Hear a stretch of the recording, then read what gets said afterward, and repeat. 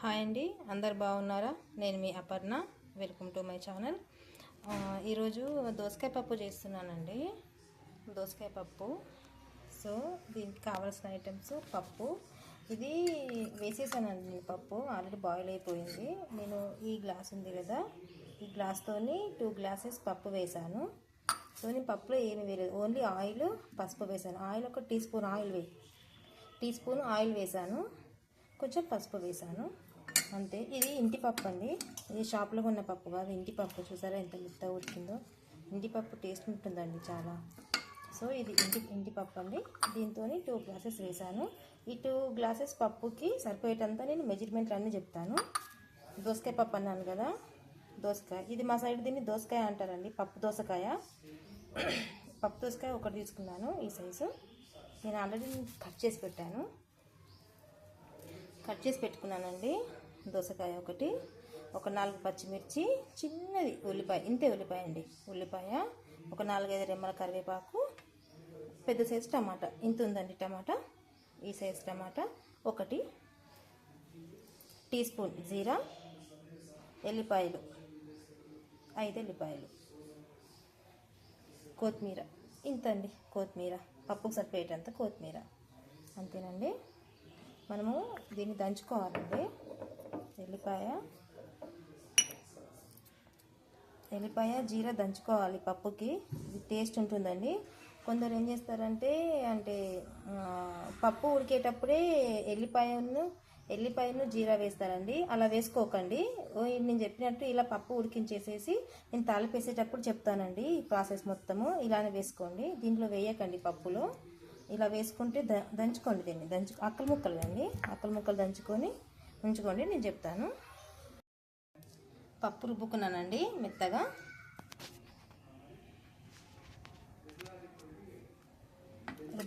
చూడండి, పప్పు మెత్తగా రుబ్బుకున్నాను. నేను జీరా ఎల్లిపాయ దంచాలని చెప్పాను కదా, ఇలా అక్కలు ముక్కలు దంచాలని, అంతే. మెత్తగా పేస్ట్ చేయకండి, అక్కలు ముక్కలు ఉండాలి. స్టవ్ ఆన్ చేశానండి, బౌల్ పెట్టాను. పప్పు తాలింపుకి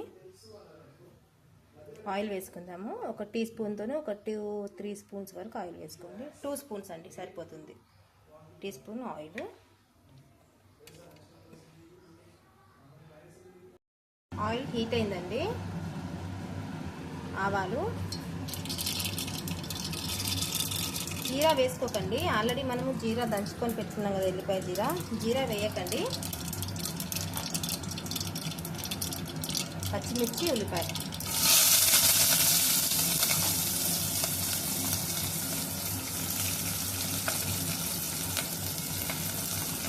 కరివేపాకు,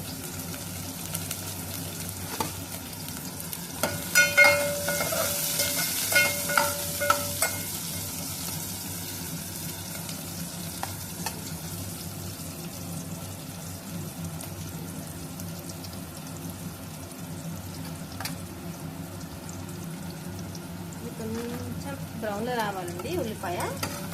ఎందుకంటే పచ్చి స్మెల్ వస్తుంది కదా, మనం తినేటప్పుడు గట్టిగా తాకుతుంది ఉల్లిపాయ. కొంచెం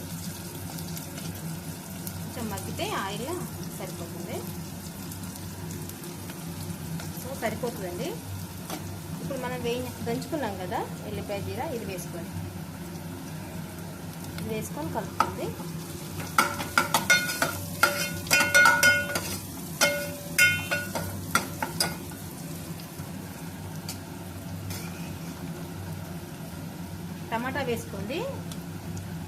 టమాటా వేసేసుకొని ఇది జీరా ఎల్లిపాయ వేసిన తర్వాత 1 నిమిషం అండి, అంతే. కొంచెం అటు ఇటు అనేసి స్పూన్తో టమాటా వేసుకోండి.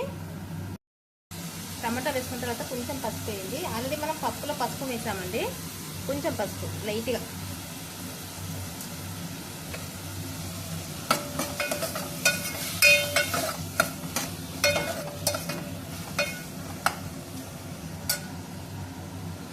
కొంచెం ఉప్పు వేయండి. ఉప్పు కొంచెమే వేసుకోండి, ఒక 1/2 స్పూన్ కన్నా కొంచెం తక్కువనే. ఎందుకంటే మళ్ళీ మనం తర్వాత వేద్దాం. ఈ దోసకాయ ఉంది కదా, దోసకాయ వేసినప్పుడు ఉప్పు వేయాలి కొంచెం.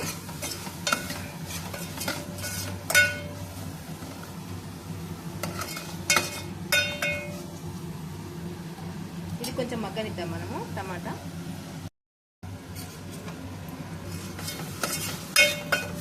కలుపుకుందాము. తర్వాత ఇది మునగాకు ఉంటుంది కదండి, ఇది మునగాకు పొడి. నేను ఇలానే వేసుకుంటాను, అన్ని కర్రీస్లల్లో పప్పులలో వేసుకుంటాను. ఇది నేను చూపిస్తాను. ఇది నేను కడిగేసేసి మంచిగా నేను డ్రై చేసి పెట్టుకున్నానండి, పొడి చేసుకొని. సో ఇలా వేసేసుకుంటే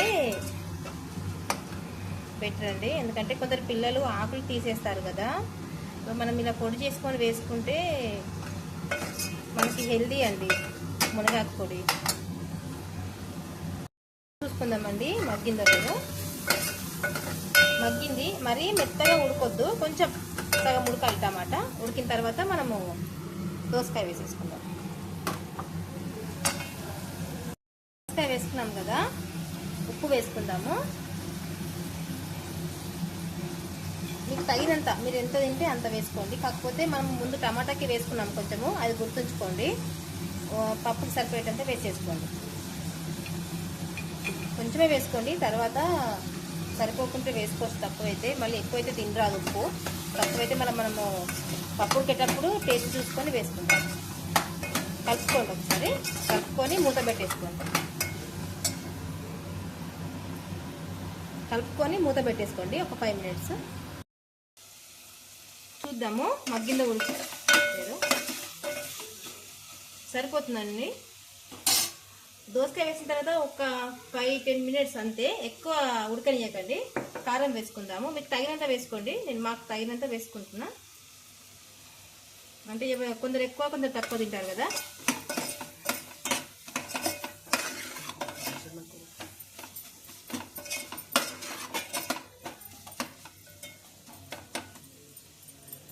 కారం వేసిన తర్వాత కొంచెం గరం మసాలా, లైట్గా గరం మసాలా ఒక 1/2 స్పూన్, ఈ చిన్న స్పూన్ ఉంటుంది కదా 1/2 స్పూన్.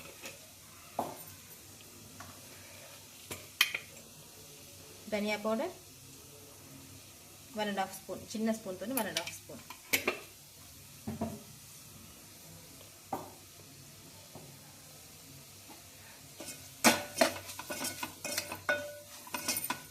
జీరాను మెంతుల పౌడర్ ఉంటుంది కదా, అది వేసుకోండి లైట్గా. నా దగ్గర అయిపోయింది, అది నేను ప్రిపేర్ చేసుకోవాలి.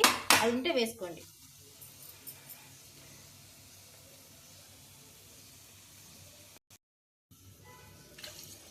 పప్పు వేస్తున్నాను. ఈ పప్పు చిక్కగా చేసుకోవద్దు, కొంచెం నీళ్ళు లెక్కనే ఉండాలి, అంటే పలసగా. చిక్కగా ఉంటే అది టేస్ట్ ఉండదు పప్పు, దోసకాయ పప్పు. ఇంకా కొన్ని నీళ్ళు పడతాయి, చిక్కగా ఉంది కదా, ఇంకా కొన్ని నీళ్ళు పోసుకుందాం. కొన్ని నీళ్ళు పోస్తున్నాం. ఇది కొంచెం ఉడికితే మనకి ఉప్పు కారము తెలుస్తుంది. మేము మరీ కారమేం తినము, అలా అని చప్పవేం తినము, మిడిల్లో తింటాము. చూసుకుందాం, కొంచెం ఇది ఉడికితే మనకి ఉప్పు కారం చూసుకొస్తుంది. ఇట్లా మూత పెట్టి వదిలేయకండి, పొంగుతుంది మొత్తము. మూత పెడితే దగ్గరనే ఉండాలి. ఒక 2 మినిట్స్లో ఇది పైనకు వస్తుంది పప్పు అంతా. లేకపోతే మూత తీసేయండి, ఎందుకంటే కొందరు మూత పెట్టి వదిలేసి మళ్ళీ మర్చిపోతారు, పప్పు అంతా పొంగిపోతుంది. వదిలేసేయండి, కానీ ఉడుకుతుంది. కొంచెం ఉడికిందంటే మనం ఉప్పు కారం చూసుకుందాం. పప్పు ఉడుకుతుంది, ఒకసారి ఉప్పు కారం చూసుకుందాము. ఉప్పు కారం చూసుకోండి, టేస్ట్ ఏం కాదు. చూసుకొని మళ్ళీ చేదు కడుక్కుంటే అయిపోతుంది.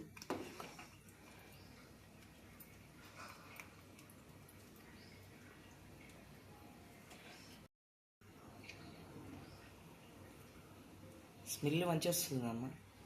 కొంచెం కారం పడుతుంది, మరీ ఎక్కువ కాదు, కొంచెం పడుతుంది. కొంచెం చప్పగా అయింది.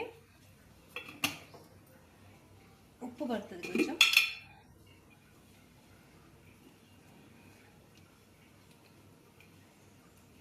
నేను ఆల్రెడీ రైస్ పెట్టేశాను, నేను రైస్లో వేసాను ఉప్పు. రైస్లో ఉప్పు వేసుకుందంటే దీంట్లో కొంచెం తక్కువ వేసుకోండి. రైస్లో ఉప్పు వేయరు కదా కొందరు, వాళ్ళు దీంట్లో పప్పులో నిండు ఉండేటట్టు చూసుకోండి.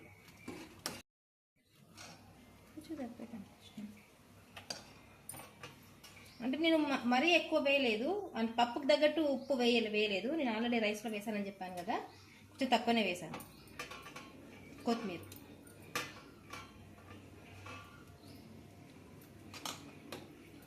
పప్పు చేసుకోండి, మంచిగా ఉంటుంది. ఈ పప్పుకి కాంబినేషను ఆమ్లెట్ వేసుకోండి, బాగుంటుంది. నాన్ వెజ్ తినని వాళ్ళేమో పాపడాలు ఉంటాయి కదా, అవి గోలించుకోండి, బాగుంటుంది టేస్ట్. ఒకసారి మీరు ట్రై చేసి చూడండి.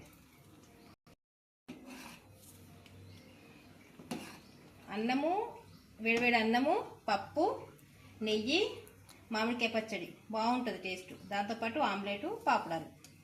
ఒకసారి ట్రై చేసి చూడండి, చాలా బాగుంటుంది టేస్ట్. మనం చూద్దామండి ఇది ఉడికిందో లేదో, ఏర్పడుతుంది మనకి. ఇగో ఈ సైజులో ఉండాలండి. ఇగో మరి చిక్కగా ఉండద్దు పప్పు, ఇట్లుంటే మంచిగా ఉంటుంది. చూసుకుందాము, కాలుతుంది.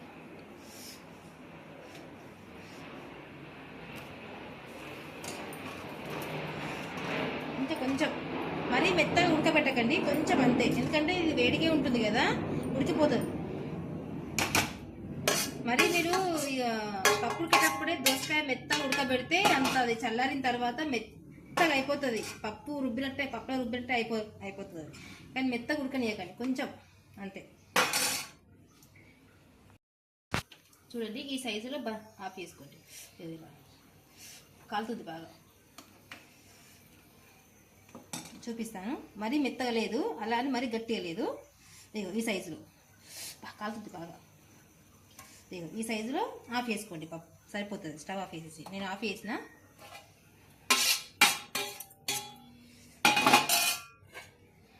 పప్పు అయిపోయింది. ఆమ్లెట్ వేస్తాను. ఆమ్లెట్ వేస్తున్నా, కొన్ని లైట్గా వాటర్ పోసుకోండి, ఎందుకంటే మనకు ఉప్పు కారం కలవాలి కదా, మొత్తం బిడ్డలు బిడ్డలు ఉంటుంది. కావలసిన వాళ్ళు కొన్ని పాలు పోసుకోవచ్చు, పచ్చిపాలు. సో నేను పాలు పోయట్లేదు, వాటర్ వేసుకున్నాను. ఒక ఎగ్గుకు చూపిస్తున్నా. మరి కారం ఉంటుంది, ఇది కారం పొడి హాఫ్ స్పూన్, మరి ఫుల్ కాదు, ఒక హాఫ్ స్పూన్ వేసా కారం.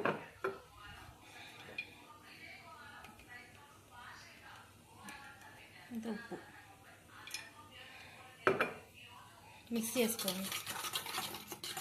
నేను నార్మల్గా వేస్తున్నా ఆమ్లెట్. నేను మీకు ఇంకొక వీడియోలో టమాటా పప్పు, ఉల్లిపాయ ఆమ్లెట్ వేసి చూపిస్తాను. ఇప్పుడు నేను నార్మల్గా వేస్తున్నా ఆమ్లెట్.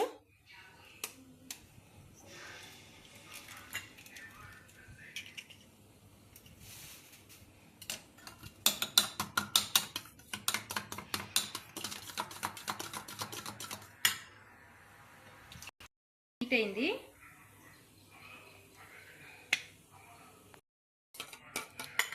ఆయిల్ ఒక 4 టేబుల్ స్పూన్ వేసాను. సిమ్లో పెట్టుకోండి, హైలో పెట్టకండి, మారుతుంది అంతా. ప్రాసెస్ మొత్తం సిమ్లో పెట్టుకొని చేసుకోండి. నా తప్ప ఆమ్లెట్ అయిందండి, వేసుకుందాం. చూడండి ఎంత బాగా వచ్చిందో. ఇది నాన్ స్టిక్ కాదు, ఐరన్ది. సిమ్లో పెట్టుకొని చేసుకోండి. అయిపోయింది, తీసేసుకుందాం. ఇది తీసేసుకొని వేరే తీసుకుందాం ఆమ్లెట్.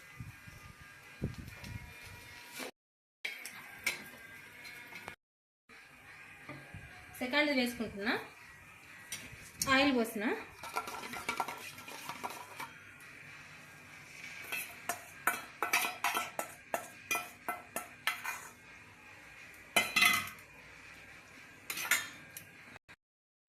సెకండ్ది వేసాను ఆమ్లెట్. దోసకాయ పప్పుకి ప్లెయిన్ ఆమ్లెటే టేస్ట్ మంచిగా ఉంటుంది, ఉల్లిపాయది అంటే బాగోదు. ప్లెయిన్దే వేసుకోండి దోసకాయ పప్పుకి ఆమ్లెట్.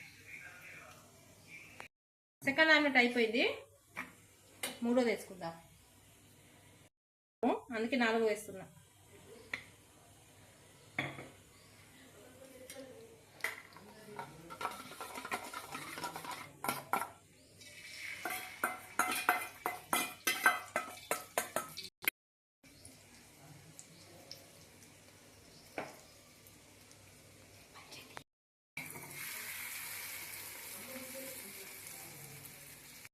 మూడోది 4 ఆమ్లెట్.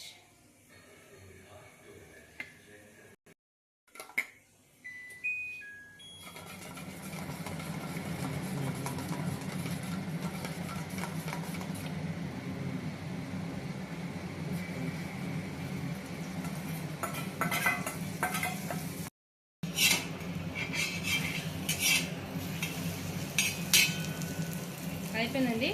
ఆమ్లెట్లు, పప్పు, అన్నం అయిపోయింది.